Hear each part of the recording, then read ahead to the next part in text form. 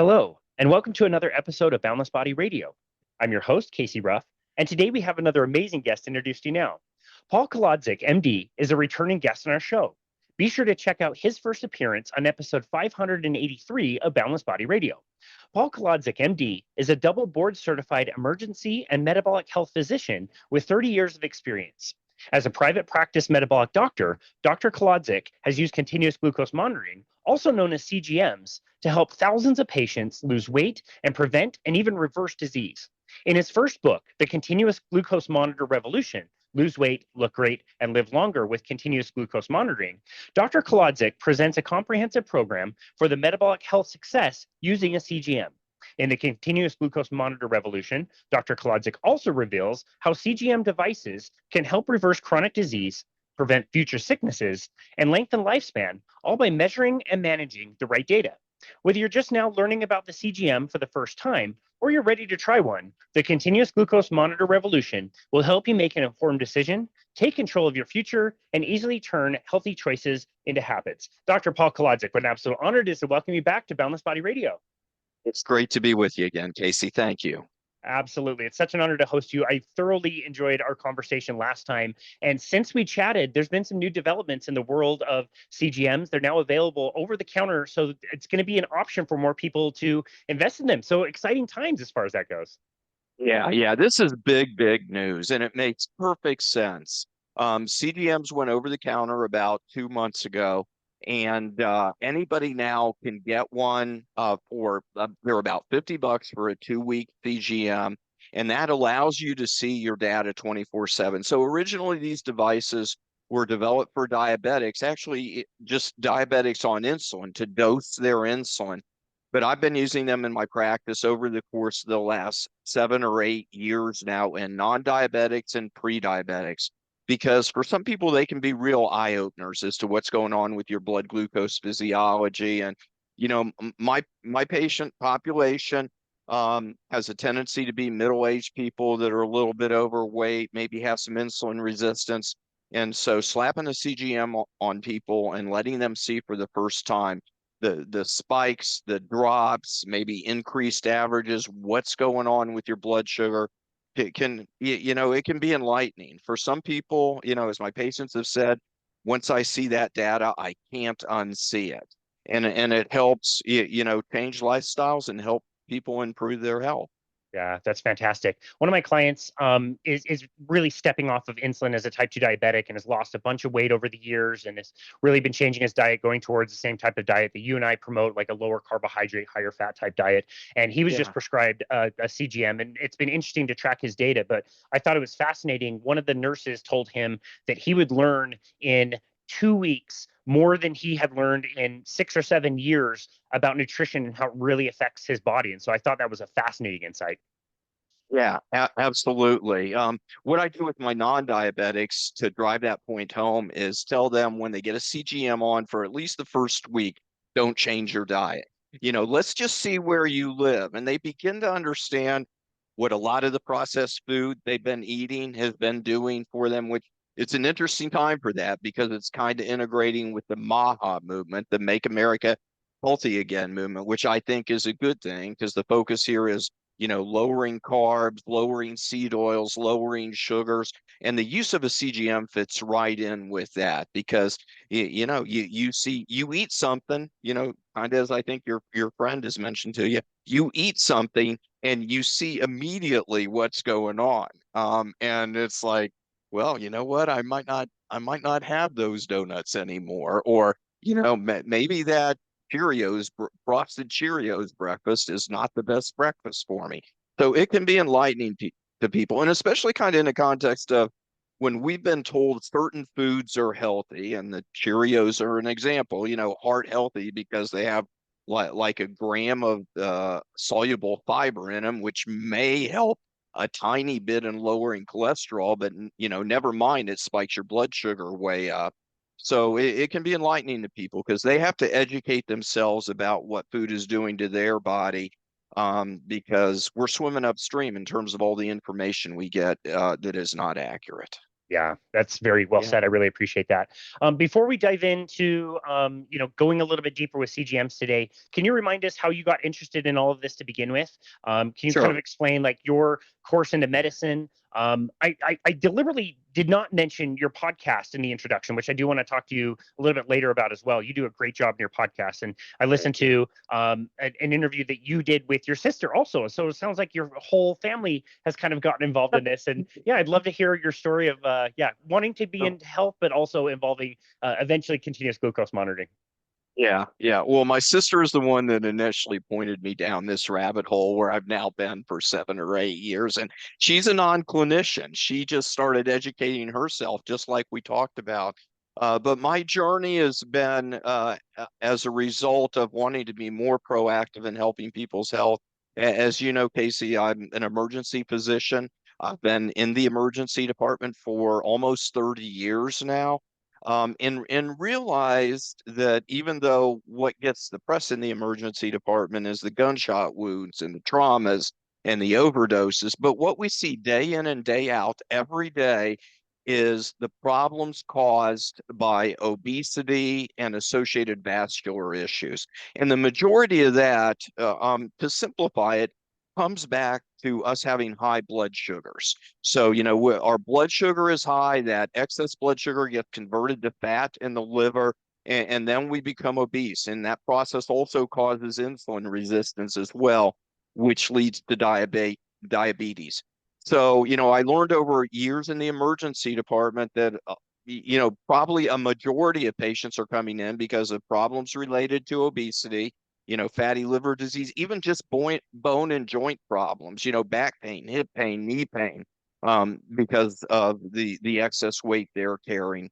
And then all the diabetic emergencies that I see, the peripheral vascular disease and the kidney failure and people needing to go on dialysis and other problems caused by vascular inflammation like heart attacks and strokes. And, as I talk about in my book, um, high blood sugar is a bigger problem for most people in this country than high cholesterol is. But we've had this huge emphasis on cholesterol over the course of the last 50 years, where really blood sugar is the issue for the majority of people. And that's where CGMs come in.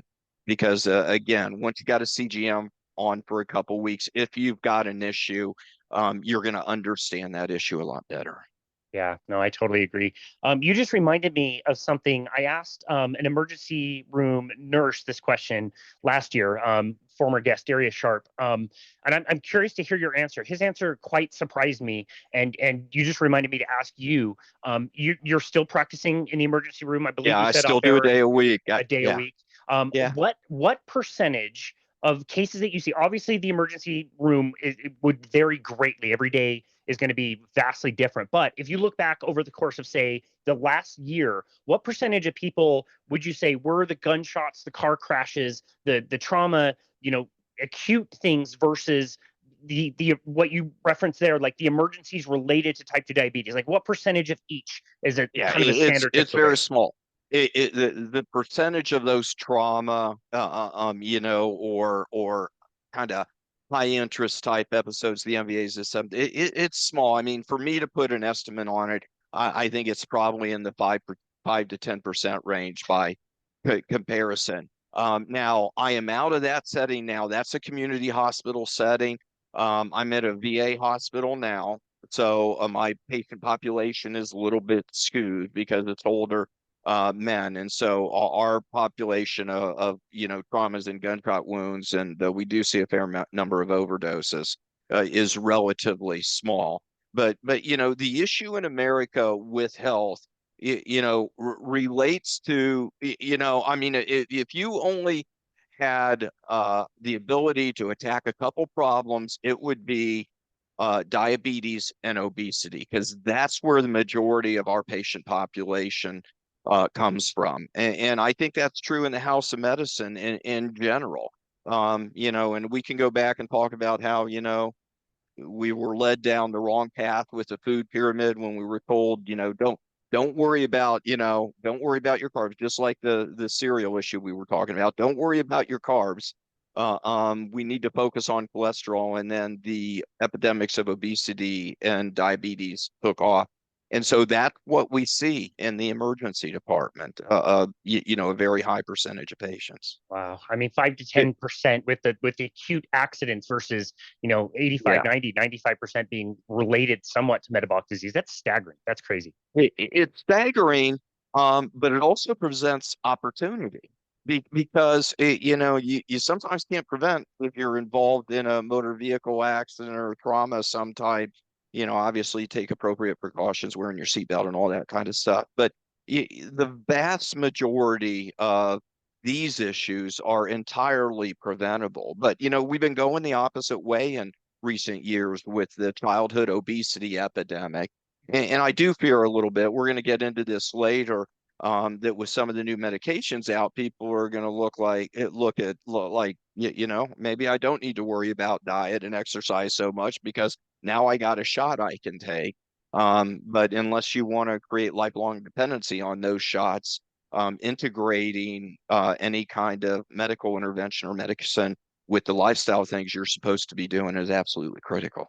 Yeah, that's such a good point. I love how you write about what you just mentioned in your book, like the history behind why we think cholesterol is bad for us, why we shifted our focus from, carbohydrates and sugar in the diet over to fats in the diet, and what an abject failure that was. So Yeah. I love that you write about that. But can you tell us a little bit about the device itself, a continuous glucose monitor? How it was developed, why it was developed, and what the benefit of using one would be. So initially developed for diabetics to dose their insulin. And that's really what it's been used exclusively as until just recently. In fact, to the point where insurance companies will only cover a CGM for a diabetic if the diabetic is on insulin. So if a diabetic is not on insulin, usually those individuals have difficulty getting coverage. But now with $50 for a 2 week CGM, it's a great investment for everybody, even if they're just needing to pay for it out of pocket. But the way a CGM works is you put it on the back of your arm, painless. It lasts for a couple weeks. There's a little sensor about the size of a hair filament that goes under the skin that picks up the blood glucose in the area, and then via Bluetooth technology, it transfers it to an app on your phone. So literally, you can see in real time what is going on with your blood sugar. And then you get data that is 24/7 data. You can map patterns, again, spikes, averages, what we call time in range when you're outside of range of what you've selected to try to achieve as your goal. So that is how CGMs work. And the way I use them is I first use them diagnostically. I ask people to put it on. Don't change your diet, as we talked about. Let's just see where you live, how high your data goes, what your averages are. And then after you have that initial learning experience, then we look at, let's focus on what we need to do to stabilize your blood sugar. And that generally involves, as you and I have talked, a low carb diet with adequate protein, not worrying so much about fat, and then some intermittent fasting and strength training. And I should mention, Casey, there's this kind of creative tension between low carb diets, because low carb diets are necessarily higher in fat. If you go low carb, you're going to be getting more fat, hopefully more protein as well, but you're going to be getting more fat. So we've got this push and pull regarding, well, I'm worried about going low carb because I'm worried about higher fat intake and that impacting my cholesterol level. So number one, there's too much emphasis on cholesterol and not enough on what's going on with your blood sugar, because both those processes can cause inflammation to your blood vessel linings. Increased blood sugar, think of it as causing stickiness to your blood vessel linings and causing some potential clogging. And then cholesterol can come in and help spur that process on. And it's not that I don't believe in cholesterol. I think some people do need to pay attention to cholesterol. I've had patients with high cholesterols that I send to a lipidologist, a cholesterol expert. But for 80-90% of people, that is not the issue. The issue really is the blood sugar issue. Yeah, I agree with you. Yeah, for somebody that hasn't really thought much about this, why would the continuous nature of the blood pressure monitor be so much more beneficial than, say, what most people understand, like a stick to test your blood sugar one time? Yeah, I mean, if you want to be sticking your finger to get similar kind of data, 15 times a day, you can do that. Or you can put a CGM on the back of your arm and set it and forget it. And, even with diabetics, making sure they have accurate data is an issue because people just, and I don't blame them. They don't want to stick their fingers 4 or 5 times a day. And this is just easy. I literally, once it's on, you don't even think about it. You just look at your phone for the data. And people have had basically can get initially just kind of enthralled with it, where they're looking all the time. Now, after a little bit of time, that wears off, but in terms of wanting to see your data every second. But again, it's a great guide going forward. So again, I use these diagnostically. I didn't finish completely diagnostically in the initial phase, see where you live, and then we switch to the therapeutic phase where you'll understand what foods impact your blood sugar. And quite honestly, it will just guide you to a lower carb intake. Yeah, that's fantastic. I'll explain it to some people where, like, sticking your finger one time is like taking a snapshot of the freeway, where it's much harder to understand the context. Like, this is what the Yeah, freeway looks like. This is where your blood is, where things move around. right, But is right, this 2 in the morning on a Saturday, or is this 5 p.m. on a Monday? You don't really know right. the continuous nature. And so it's so much easier when you're getting that number every 10, 15 minutes using a monitor. You can just have such better idea of what's actually going on. Yeah, that's a great point. And a perfect example of that is if you eat a high carb meal, your blood sugar is going to spike. So, you can spike 180, 200. Normal is usually less than 140. But then what happens is your pancreas releases insulin and forces that blood sugar into your organs. So you drop then. You can drop very aggressively. It's the reason some countries around the world always have a siesta period because after a heavy lunch, uh, heavy in carbs, then it's going to drop. So you're right. If you eat a high carb meal and then you check 2 hours later, your blood sugar could be down already. In fact, it could be even low because sometimes insulin overshoots the mark and drives it down low. And it's that variability that can cause a lot of fatigue for people.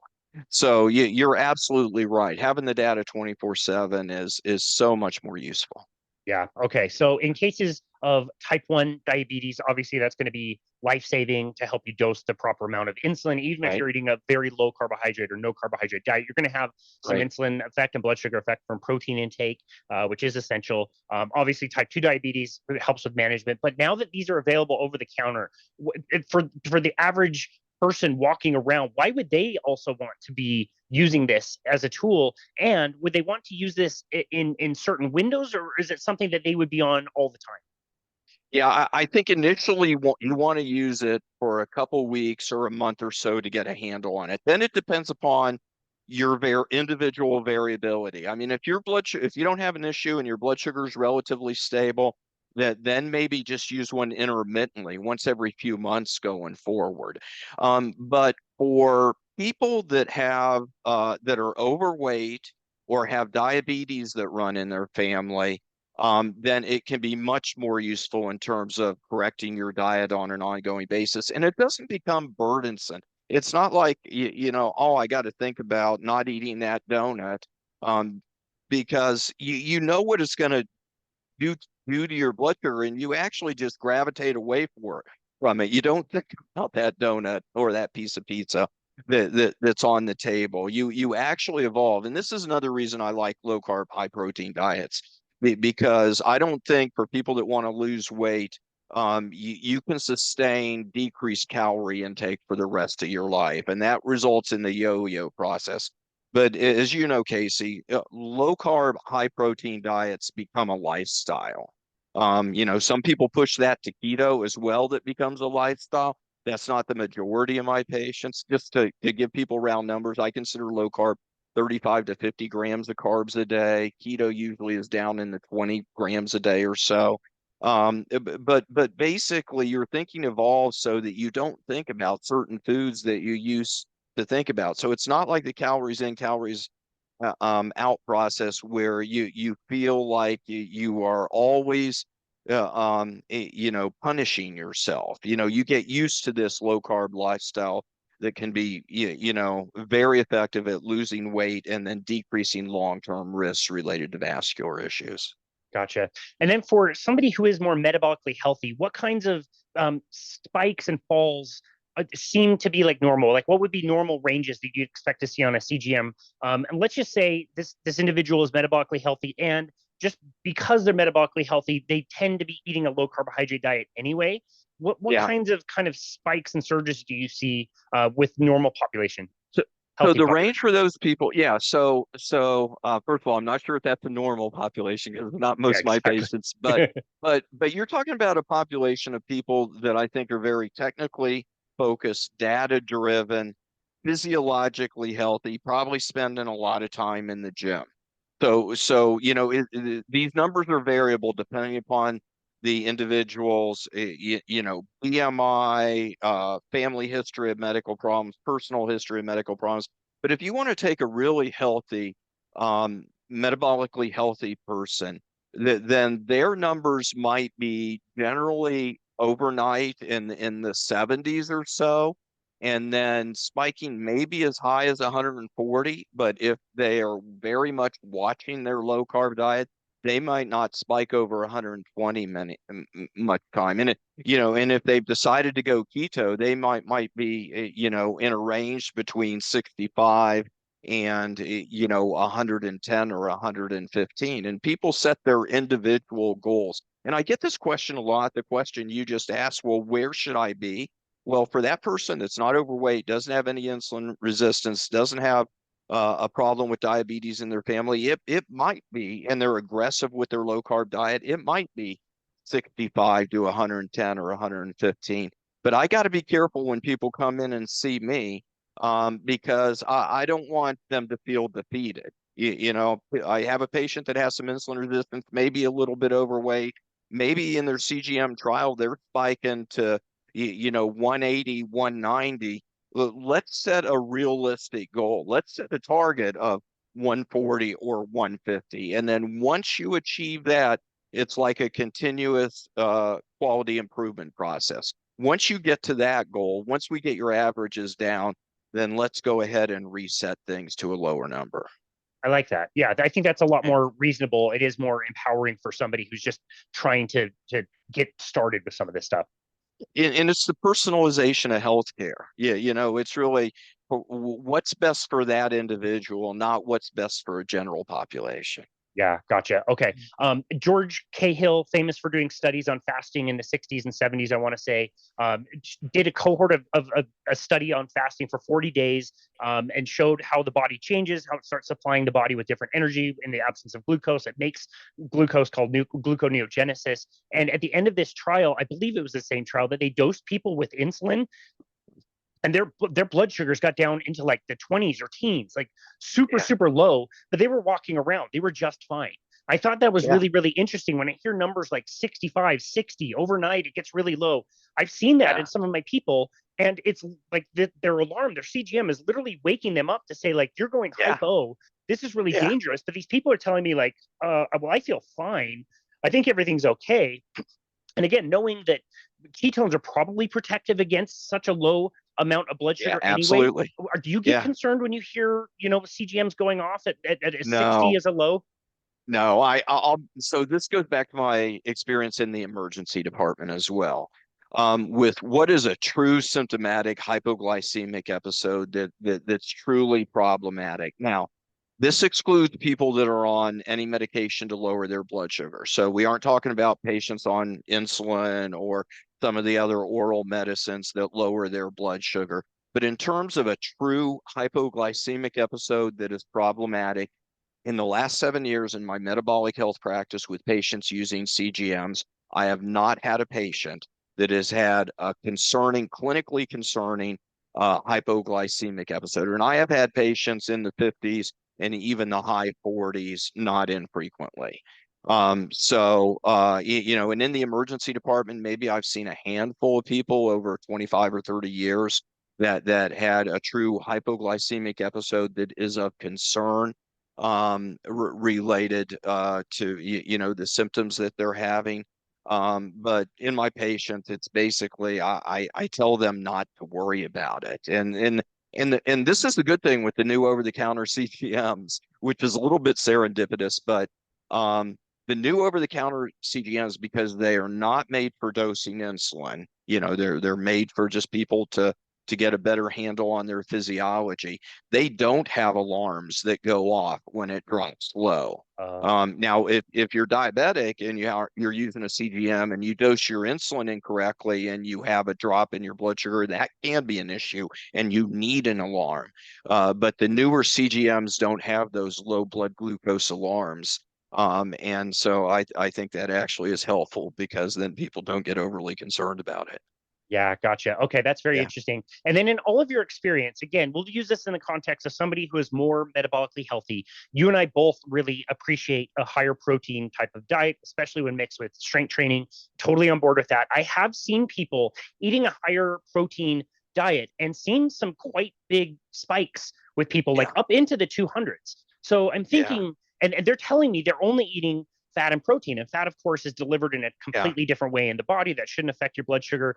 Protein Right. can, and again, we It hear about can. gluconeogenesis and whether that's demand driven or supply driven, but I have seen people who seem to be on course that get those spikes. So it's either they're lying to me about what they're eating, or there's some type of hidden carbohydrate in the meat that they have, or there might be something else going on. What have you observed as far as like protein? Well, just to be clear, protein at times can raise blood sugar. High amounts of protein intake can raise blood sugar a little bit.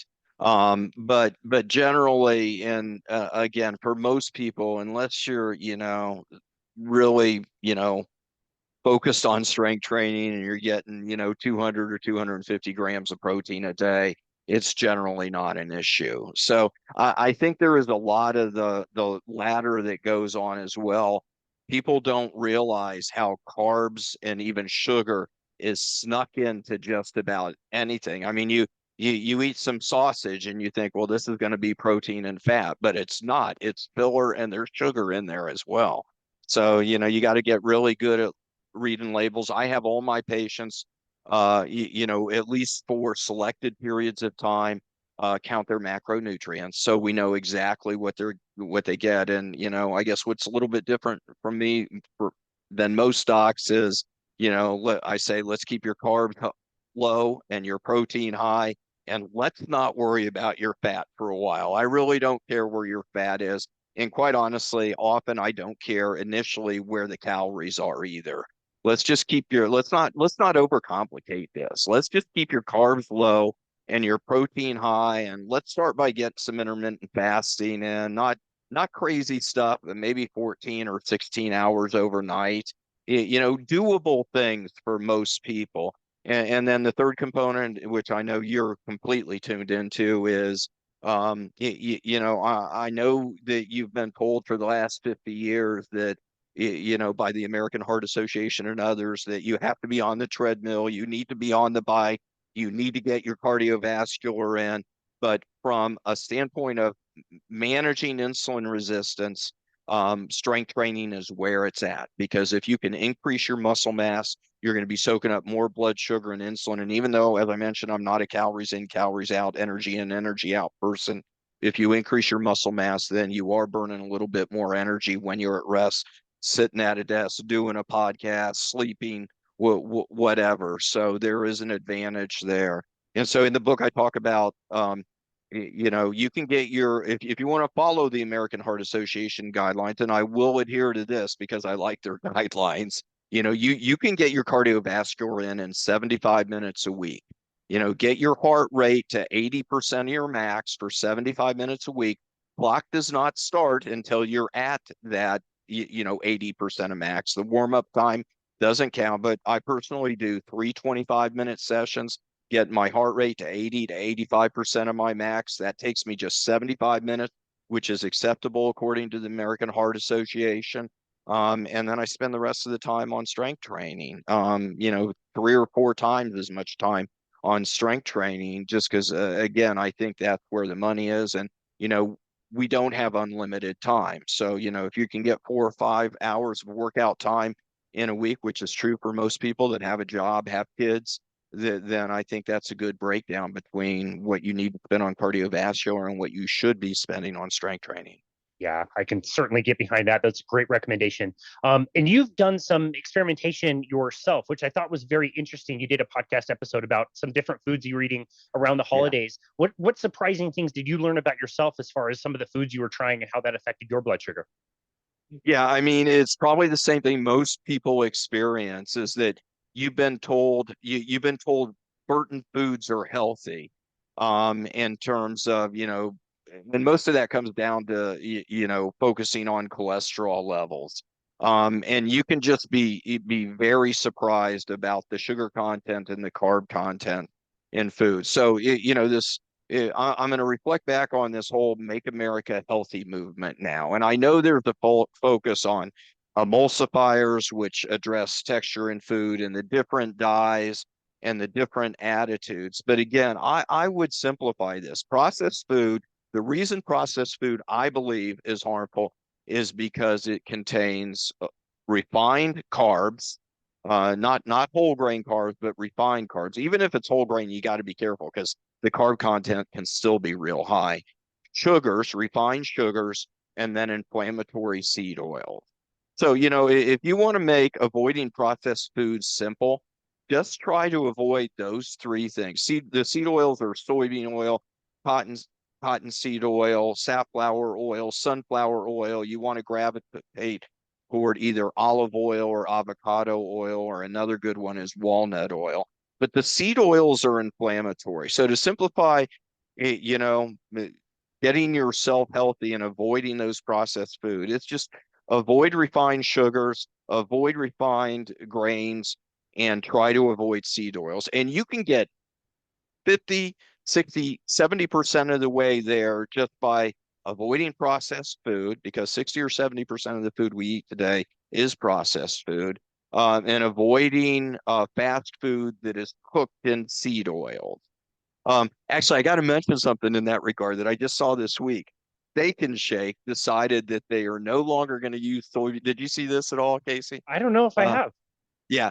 So Steak and Shake is no longer going to cook their French fries in soybean oil. They are going to use beef tallow. So Hallelujah. yeah, that's moving. That's definitely moving in the right direction. Now, I don't like eating a lot of fries because that's a lot of carbs in and of itself.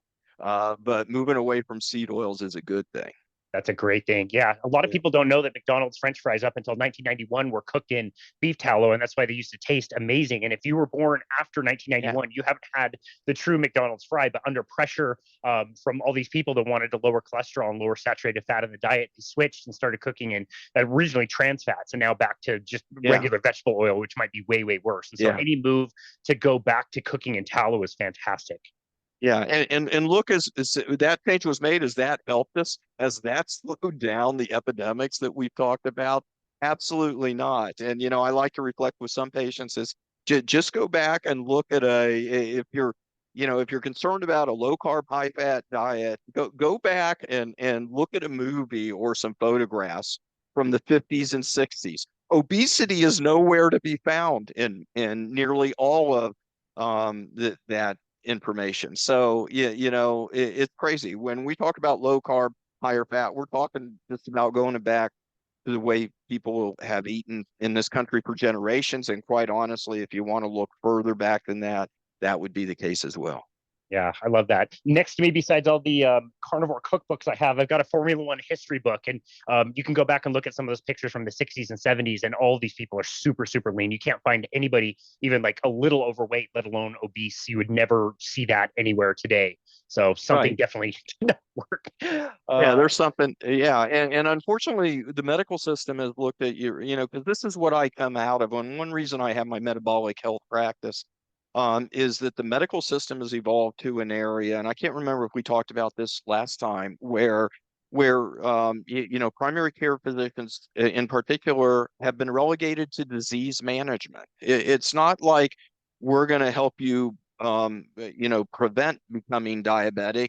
We're just going to follow your numbers until you become diabetic, and then we're going to give you medicine for that.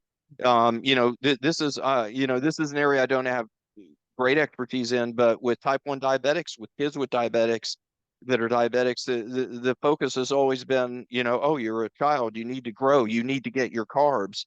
And we just give kids carbs, type 1 diabetic kids carbs, and we say, we just give you more insulin. We're just going to treat you with more insulin to compensate for that. There's a whole movement now in the low carb metabolic health community, and actually a very vocal, passionate group of people that have kids, generally kids that are type 1, that are saying it doesn't have to be this way. We don't have to just go with increasing doses of insulin for kids that are type 1 diabetics. Let's drop their carbs and see what happens. And I've had some friends that have kids that are type 1 diabetics, and they've been able to minimize their insulin use. Now, type 1s don't produce insulin, so I'm certainly not saying that type 1 diabetics don't need insulin. They will need insulin.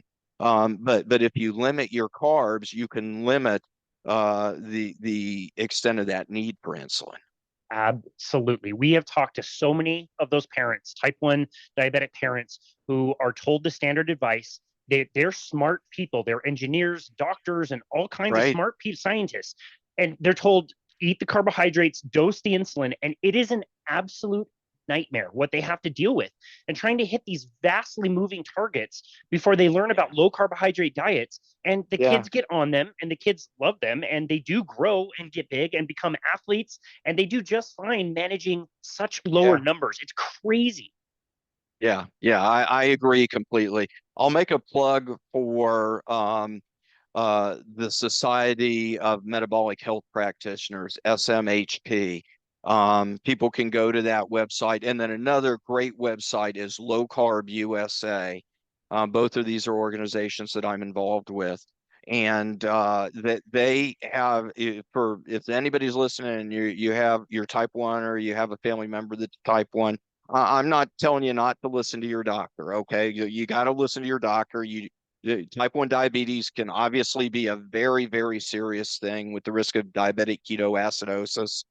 You need a practitioner that's guiding your therapy, but I would educate yourself on the benefits of going lower carb. If again, you're type 1, or you got some type 1 people in your family, because it can be really very, very advantageous in terms of their long-term health. Absolutely. Yeah. Thank you for bringing up those wonderful references. We'll be sure to tag that in the notes as well. They do just amazing work. So thank you for mentioning that. This kind of brings us also to another confluence of something that's happening in the medical space, which is the prevalence of the prescriptions of GLP-1 type drugs. Lots of different ones on the market, some for diabetes, some for weight loss. I have to tell you, like, we've had people come on the show, and similar to you, like, these are powerful drugs. They can work in certain situations. There are side effects. We have to be careful. There's an end in mind, that kind of thing. I've had other people come on the show and say, this is the next Oxycontin scandal. Like, it's going to come out because we don't know the long term, that this is causing way more harm than good.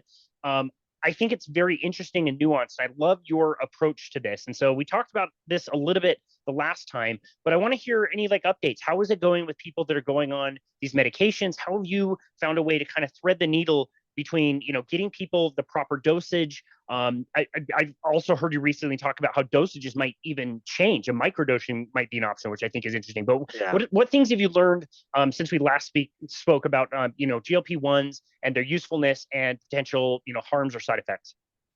So, first of all, you make a very good point in the analogy to OxyContin, because dependency is certainly a risk with these medications. And I think a lot of what's going on out there is people are just getting a shot, not a lot of advice, not integrating the absolutely necessary lifestyle changes, strength training being one of them, because you're losing muscle mass, and that can lead to osteoporosis. So, the genie is out of the bottle on these medications, I think, as we mentioned last time, and I think they will be used I think we don't know the whole story on potential side effects. Obviously, you can read about serious side effects like pancreatitis and gastroparesis. And those are certainly risks. Anybody that's thinking about using these medicines should read that list of side effects and be aware of them. The nausea and vomiting side effects are fairly frequent, but fortunately long term. And a lot of the issues associated with these medications are dose dependent, either long-term dependency or the side effects. So if people decide to look at doing this, and I'm just going to be honest with you, Casey, in my practice, there are patients that could come to me and that I might end up losing because they're so focused on these medications. So we have an intelligent, educated conversation about, okay, if you're going to use this, what is the plan? So number one is begin with the end in mind. The end in mind is not lifelong dependency on these medications. So begin with the end in mind. So what does that mean? Well, it means the same things: low carb, intermittent fasting, and strength training. And then I very much believe in what I call this microdosing effect, which is using very low doses. Let me give you a common example. The most common medicine being used, semaglutide, starts at 0.25 milligrams. It gets titrated each month up to can be as high as 2.4 milligrams. I like to stay when I can with patients in that 0.25 milligrams to 0.5 milligram range. So the theme is lower dosing for limited periods of time. So in other words, if you need a little restart, because I have had patients that they're so obese that they can't work out or they have great difficulty working out.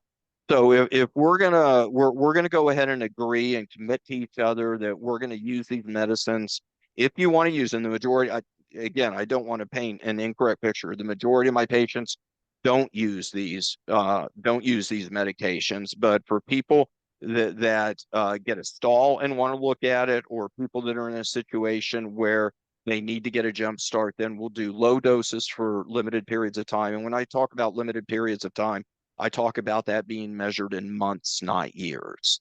Mm. Um, this integrates to the CGM conversation because I want all those patients to do a 2-week CGM trial before they start. You come and you're overweight. Yeah, we can treat the symptoms, if you will, with medication, but what's the underlying problem? So we need to start by looking at your CGM data for a couple of weeks before you're on medicine, because once you're on medicine, that data is going to be altered. Your blood sugar is going to be lower. And then we haven't talked this episode about this. I think we did last time. We need to get a fasting insulin level on you, and we need to assess your initial level of insulin resistance with that. So I like to, again, use the CGMs for a couple weeks before we go to a microdosing schedule for people that want to be on the medication. And then the other time that CGM use becomes very valuable is, in my practice, the inevitable time that comes when it's time to titrate you down. So first of all, regarding titrating up, it's a lot easier to titrate down if your feeling of dosing has been 0.5 milligrams and not 2.4 milligrams. So if we can, again, just use this as a little boost, a little tweak to your regimen, and then we get you 0.5 as a highest dose. And I got to admit, I have gone higher on some patients, but again, we try to constrain this as much as we can. And then we bring them down again, but at that point, we start integrating CGM use again, because as they're titrating off the medicine, it becomes very important again to make sure we're adhering to the lifestyle changes, especially the low carb approach. And so people can see if they're beginning to have problems that will lead to weight regain. 60% of weight can be regained for people when they go off these medications. Now, I'll be honest with you, that's not my patient population, because I'm not prescribing these medicines to people that aren't doing the other things. But there are some internet providers out there where you just go and you get a shot, and there's no significant coaching or guidance, and you can regain up to 60% of the weight you lost at that point. And so again, if you're going to use these medicines, have your eyes open. Microdosing is the best approach. and begin with the end in mind. Wow, thank you for explaining that. That's very interesting. On those lower dosages, do you find that they are still effective, even though it's a lower amount, or does the frequency of how often you take it change? No, the frequency doesn't change. You take it every 7 days. I have had patients that we've been able actually to stretch it out to every 10 days. But again, the effectiveness related to an individual is variable. So when I work with people, I ask them to go in with their eyes open. We're going to be using lower doses. That means you got to be doing the work on the other side. And again, so most of those people come into this with that understanding. The individual response, though, is variable. I have had many patients that get good hunger suppression at 0.25 milligrams or 0.5 milligrams. I've had other patients that have not got as much hunger suppression. But the other trade-off here is that with lower doses, there's less side effects as well. Right. So Yeah, you can good avoid point. that. And when you get to those higher doses, nausea and constipation in particular are very, very common. So, you're just avoiding a lot of potential issues if you can keep the doses low in terms of the risk of those more serious side effects, and then also being able to get off the medicine. And as an aside, cost, lower doses are less expensive than the higher doses. Great point. Yeah, that's a really good point. And so, again, with your experience and helping people with lifestyle and the medications, what are you observing as far as the muscle loss? Are people able to avoid the muscle loss or minimize the muscle loss when they're doing a higher amount of protein and strength training while they're taking the medications? Absolutely, Absolutely. absolutely. I mean, it becomes necessary. So I have people that come to me that have been previously strength training. They're already in high protein. They're already there. They continue what they're doing. But a lot of people, as you could guess, that are overweight have not been doing those things. That's maybe one reason they've got to where they are. And so, yeah, making sure that they're getting adequate protein and strength training. And again, a lot of times my patient population is a middle-aged overweight group of people that have not had strength training in their past, or they haven't done it for many, many years. And so that emphasis is absolutely critical, but you can certainly maintain, even increase muscle mass on low doses of this medication going forward. So, and I also view that as, we as a lifestyle change that is permanent. Just like low carb lifestyle can become permanent relatively easily, that this working out lifestyle with an emphasis on strength training can become just part of people's lives.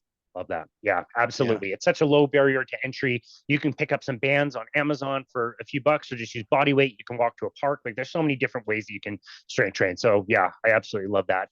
I Yeah, that's absolutely the way we start. A lot of my people, I just start with a $27 set of bands off Amazon, which can be Perfect. very effective. And I also just, I don't try and solve world hunger overnight with somebody that's never worked out before. It's like, okay, let's start by getting 30 minutes in 3 times a week. Yeah, and I've had people, I can't remember if I mentioned this on your show, but I had one lady that never had worked out before, and she lost weight. This was lady without medications, just low carb intermittent fasting, strength training. She's combing her hair in the mirror one day, and for the first time in her life realizes she's got a bicep. Nice. So so in that, that increases, that not only helps you physically, it helps you mentally as well. Totally. Very Yeah, empowering. Yeah, I love that. yeah. Now I've heard some horror stories. I'm not sure how true they are. So I'll be curious to see if this is something you come up against. How concerned are you with the sourcing of where these medications are coming from? Obviously, you can go to like a weight loss clinic and supposedly Yeah. they're doing like compounded pharmacy. And I've heard stories of like these pharmacies are buying the drug from China or India, and they're like dyed pink or all kinds of weird different things. How concerned do you get as far as the prescribing, like getting these the generics anywhere from weight loss Right. clinics and Yeah. online doctors versus coming in to see somebody and getting like a name brand? Like how's the sourcing Right. going? Right. So let's go ahead and kind of talk about how this has evolved. So initially the brand name of medications were available for diabetes. That was Ozempic and Mounjaro. The exact same medicines are now used for weight loss. The Ozempic equivalent is Wegovy, and the Mounjaro equivalent is Zepbound. And of course, I think everybody knows the issue with those medications, if you don't have insurance, can be that they're over $1,000 a month.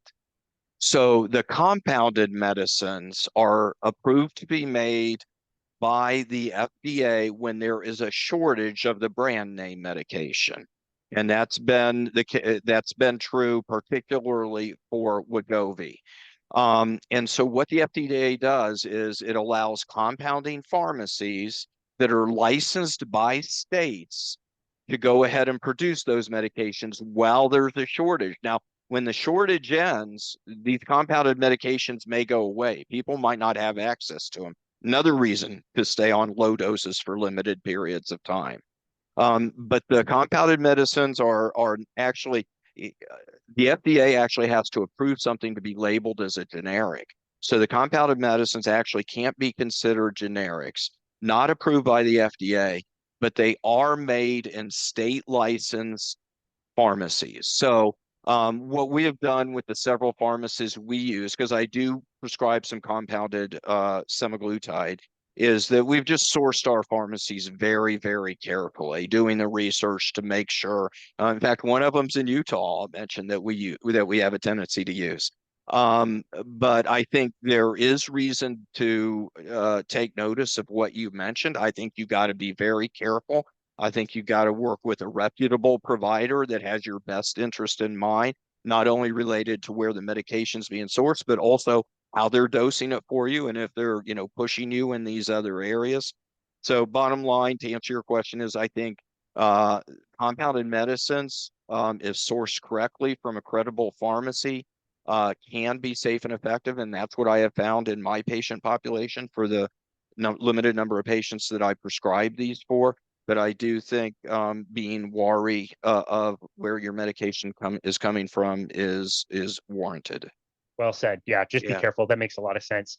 And yeah. then as we're, getting more experience with these medications, what other things do we think they might be useful for? I just finished the book Doctored, that's all about the kind of scandal in the Alzheimer's research field, Yeah, and how data was manipulated to show benefit and all these things with right. amyloid plaque and all this stuff. Fascinating book, but Yeah, he kind of concludes by saying like these medications might be good for dementia, Alzheimer's, yeah, in yeah. in some certain pathway. What do we know about what other conditions these medications might help So, with? as you would guess, like any good pharmaceutical company would do, they're looking back at these medications and finding what we call new indications. In fact, interesting story is Medicare, the insurance for people over 65, is prohibited from providing medications strictly for obesity. When Medicare Part D was passed in 2003, because of the cost concerns, which of course still exists today, the Medicare was prohibited from paying for medication strictly for obesity. But what has happened is GLP-1s are approved through Medicare for diabetes, of course. And there have been new other recent indications in recent months, and I'll give you a few of them. One is if you are overweight and you've had a previous cardiac event, like a heart attack or congestive heart failure, Medicare will pay for it. New indication approved by the FDA. Similarly, with obstructive sleep apnea, if you're overweight and have obstructive sleep apnea, that is in the process of being approved. Another one is if you have chronic kidney failure, that is being approved. Other ones that I think are coming down the line, because I think these medicines can be useful in certain situations, is fatty liver disease. Because again, high blood sugar is the cause of fatty liver disease. It's a misnomer. If you think fatty liver disease is because you're eating too much fat, that's probably not the case. The reason is that blood sugar gets converted to fat in the liver and some of it stays in the liver. So there's going to be all these other indications. I've heard of what you mentioned, dementia. What in a past life, I actually had worked in a addiction clinic, here in the Dayton area, where we've had a significant problem with the fentanyl issues. And semaglutide is now being touted as potentially being useful in that case. And I will tell you, for alcohol, there's no question these medications decrease alcohol consumption. And I'm just, it's Wow. not, there's been just a study or two published now. It's early on, but for alcohol, my patients that I have put on this medication, that I've had some that were drinking too much, and they have cut way back. I've had others that were drinking a limited amount and now never want to drink at all. So whatever is going on in the hypothalamus there related to the hunger suppression, look to have an emphasized effect related to alcohol. And I do believe semaglutide is going to be approved for alcohol use disorder in the coming years. Now there's a little bit of a double-edged sword there. The perfect patient now is the patient that's overweight and has an alcohol problem. But a lot of alcoholics, have calorie restricted themselves to some degree because they're drinking and not eating. And so that's an issue, because you're going to have to pay attention to the BMI and the potential frailty issues. But I do think that GLP-1 will be the next big drug for treatment of alcohol use disorder. And we have some drugs that can be effective in that regard. The primary one that I've used in the past is called naltrexone, which is a dopamine serotonin blocker in the brain. But I think these medications at some point, and I don't know if it's going to be 2 years from now or 8 years from now, but I think they'll be approved for alcohol use disorder as well. Wow, that's fascinating. Yeah. Man, have we missed anything in this conversation that we need to hit? I love the integration between the CGM and also these medications. Obviously, tons of nuance here, which you've been able to talk about a lot. Is there anything we've missed at this point? No, other than it's a real exciting time now, I think. I mean, with the Maha movement, which I think ought to focus mostly on just low carb, less sugar, and no seed oils. There's just an integration into what's going on with the CGMs now. It's a perfect fit, and I think America's eyes are being opened for the first time in 50 years related to this issue, and CGMs are the primary tool to help people get there. And then you talk about what's going on with the medications and how to use them prudently and effectively, and how that again might integrate with CGM use. It's an exciting time. I mean, I'm happy to be doing what I'm doing right now. That's awesome. That's great. Yeah. Yeah, definitely great timing with writing your book and putting it out there before it got approved for everybody to go get over the counter, which I think is fantastic. I mean, you've told us about your workout, your workout program and the things that you do to stay healthy. I'm just curious where you've landed as far as your own personal diet these days. Is there anything that you now don't think is as healthy as you thought it did when you first started a low carbohydrate journey? Like, what does your diet look like these days? Yeah, again, I just agree in a relative, focus on a relatively simplified approach for my patients, and it's what I do for myself. So basically, I just target the carbs, again, usually 35 to 50. And with my patient population, I don't do meal plans. I mean, I don't tell them what to do. They can put that into a chat bot, and say, I want to eat 50 grams of carbs a day. What's the best diet for me? Or give them, give AI three or four other parameters. So I really just like to focus on that. And personally, what I do is I stay at that 35 to 50 grams all the time, except maybe once every 2 or 3 months, I'll cycle down into ketosis. For a couple of weeks. For me personally, it takes me 4 or 5 days to get into ketosis. It can be a challenge.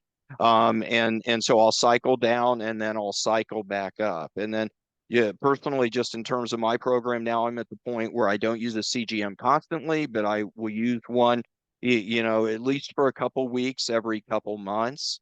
And the big thing, again, for me, the fasting, and this is true of a lot of people, the fasting becomes easy. So easy. It's like, and I have a lot of patients that come to me initially where you are with fasting, and they've already got it, and they realize it's not that hard. So, fasting 14 or 16 hours overnight, or even a OMAD, a one meal a day for people, is pretty easy. And then the emphasis again is strength training. It's like, and I will mention that some of that comes from my background in the emergency department as well. And I can't remember if we talked about this previously, but the worst thing that can happen to you as you get older, other than maybe dementia, though I think this might be worse, is losing your mobility. You can't get up and go to the bathroom on your own. You're not going to be using a motor vehicle anymore. You got to have help in the house for your activities of daily living. And a lot of that comes from a lack of muscle mass below the legs.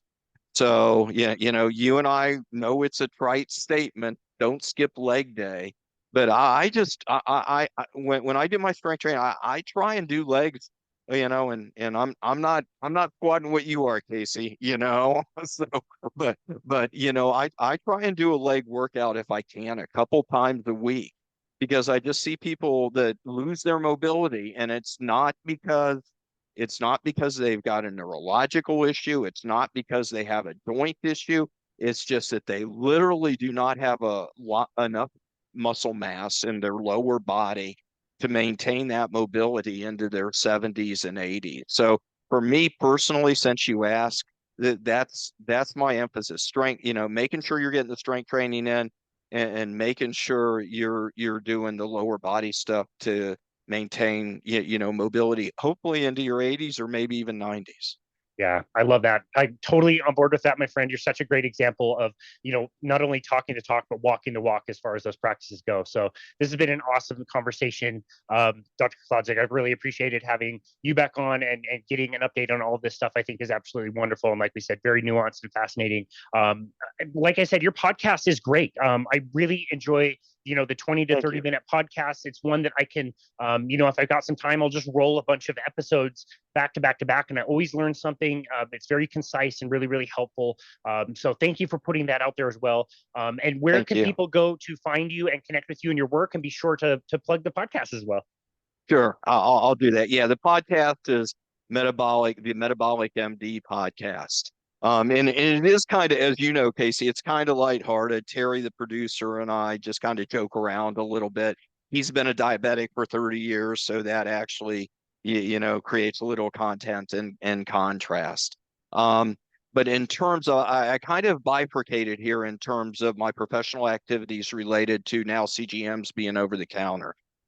So for my medical practice, the medical practice is the word metabolicmds.com. So metabolicmds.com. I'm licensed in Ohio, Indiana, Florida, and Arizona. I see patients now becoming 3 days a week because I'm getting busy related to the things we've talked about on this podcast. Mostly assessing metabolic health, assessing insulin resistance, involving CGMs, and for a limited number of patients, microdosing for GLP-1s. And then the flip side of this is now I can provide CGMs to patients in all states, again, because they don't need to be prescribed. So in every state, I have a website that serves those patients, which is CGM-doctor, spelled out DOCTOR, CGM-doctor.com. People can go there and get a CGM. There's information on the book there. And then also, even though I can't provide medical care in those states, I have the health coaches that are CGM experts that I've worked with for 7 years now, and they can provide health coaching. And so we provide CGM health coaching, which it might only be 2 or 4 sessions, but it can help people interpret their data and get the most out of their CGM. And then the book is on Amazon, best-selling book on Amazon on CGMs. It's the continuous glucose monitor revolution for non-diabetics. That's fantastic. We'll be sure to link up all of that. It's great you've been able to do both the coaching with Yeah. people. I'd like to mention that you may need a few sessions, but over time people learn what they need to learn, ask the questions, Yeah. and then they don't really need that resource as much anymore. But it's great that it's out there, and it should be very, very helpful for everybody out there. That's wonderful. Yeah, and for simplicity, the book, it's $10 on Amazon. And I'm not trying to overplug the book, but everything we've talked about here today is there. Kind of the philosophy of how we got into these epidemics, why The health system isn't friendly to helping you prevent disease as opposed to what they want to, treat disease mostly. So we kind of go through that, and then we get into the food pyramid stuff, and then the key areas that we talked about in terms of lifestyle changes, and then kind of conclude with the thought that you can empower yourself. You basically can empower yourself to lead a healthy life, and one mechanism to do that is more data, and CGMs provide that data. Well, that's fantastic. You did such a great job with the book. I find it to be very entertaining. It's easy to follow. It gives you the right amount of information, in my opinion, and is really, really helpful. So you did a great job with the book. Like I said, we'll tag everything in the show notes. And Dr. Paul Kolodzik, again, thank you so very much for all of your hard work. And thank you for taking time to come back on our show today to update us on these very important and developing stories. Thank you very much. Really, and again, it's very, very enjoyable for me to be here, and congratulations on your success with your podcast and pushing this agenda forward, which is new information for a lot of people, Casey. So I appreciate your contributions as well. Thank you very much. Such an honor to chat with you. And this has been another episode of Boundless Body Radio.